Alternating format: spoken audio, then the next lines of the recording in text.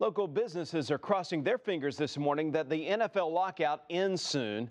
Steve Pastor is the general manager from the Clarion Hotel across from Arrowhead. Pastor says at this time last year, the Clarion was pretty much booked for each Chiefs home game of the season. This year, he says it's struggling with few reservations for those dates. With the labor deal finally in sight, he's optimistic the hotel will soon have calls rolling in. Guests at a popular hotel at the Legends in KCK had to evacuate their rooms overnight because of a fire. It broke out in the kitchen of the Great Wolf Lodge just before 1. Investigators say the fire started in the oven. Crews put it out pretty quickly, but they did have some trouble getting the sprinklers turned off. Guests were able to go back to their rooms about 30 minutes later. Fire did cause some smoke damage to the hotel. A new business practice at Kansas City's Power and Light District has some people upset this morning. After midnight on Friday and 11 on Saturday nights, there's a $10 cover charge to get into the KC Live area and its surrounding night spots. Well, they only take credit or debit cards to pay that amount. Power and Light reps say it's a security issue. They don't want to carry cash out there. When Kansas City voters head to the polls this fall, there are going to be a lot at stake. In addition to the races for various offices, there could be 6 questions on the ballot. That includes Clay Chastain's latest attempt to get light rail on the ballot. You know, he lives in Virginia, but he still has a week to get 500 more signatures. Meantime, peace activists have already gathered enough signatures for their issue. It would force developers to build something environmentally friendly instead of a plant for nuclear weapons components in South Kansas City. Missouri lawmakers will return to Jeff City soon. Governor Jay Nixon called them back to the state capitol, trying to put you to work. The special legislative session begins in September. The lawmakers will consider a broad package of job creation initiatives. A stalled development in Johnson County may soon get a new owner. The Corbin Park development at 135th and Metcalf was supposed to attract a lot of shops and restaurants.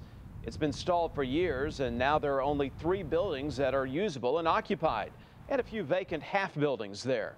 The extreme heat that's been gripping our area for days is moving east. The sweltering temps are scorching the nation, straining our nation's power grids.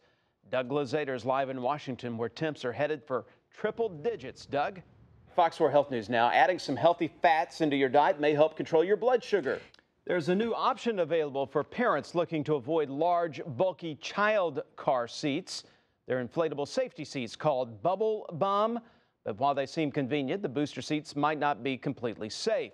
Missouri Governor Jay Nixon called a special legislative session hoping to get more jobs for the Show Me State. Governor Nixon says he wants to make investments tied to tax credit reform to get companies to hire more people. There is a major road project that could affect your drive.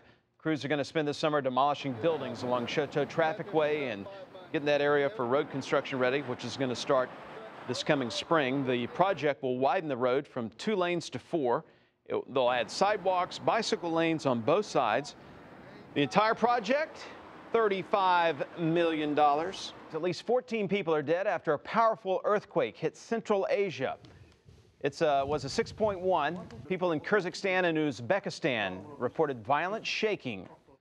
A former deputy with the Jackson County Sheriff's Department is facing charges for a major theft and forgery case. 54-year-old Lane T. Idle is accused of falsifying about 50 traffic warning citations. Well, a new cake pop maker, that's right, a cake pop maker, claims that you can make the latest baking trend at home in minutes. It doesn't have the instructions on how to fill them with anything. Okay, well, maybe she figured it out. We'll put it to the test to find out just how easy it is to make the latest confectionery craze at home.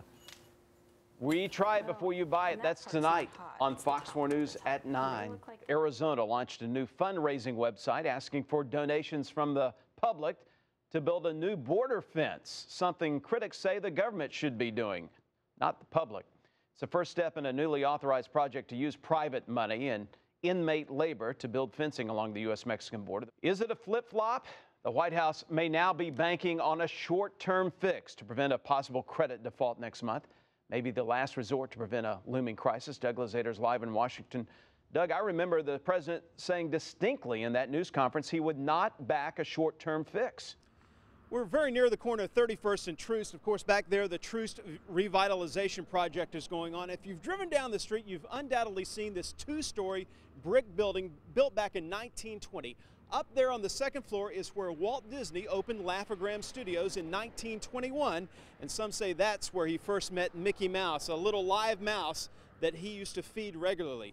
Butch Rigby is with Greenland Theaters, and you guys bought this building some years ago, more than 10 years ago, for $10,000. What are you going to do with the inside of it now? It takes about an hour to get through one of these mazes. There's about 25 acres out here that's been cut out of this 2,000-acre farm to make way for 3 mazes that are saluting the Kansas City Chiefs this year. As we take an aerial look from some Skyfox pictures that we shot last week, you can see just how intricate this maze is.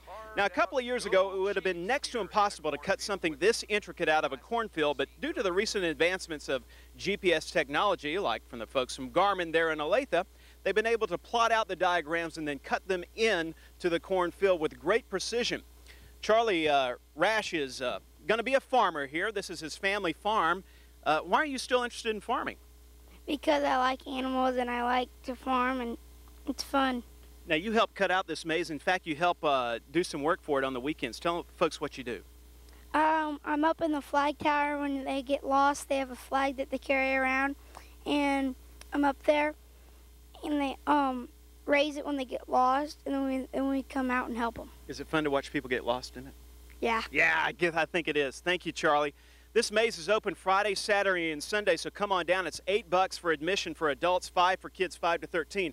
Now, I probably had the same question that you were asking, especially, Toby. You remember in the Field of Dreams, the baseball movie? Right. Where the family cut down the cornfield and they were going to lose their house and the crops because they got rid of all that corn?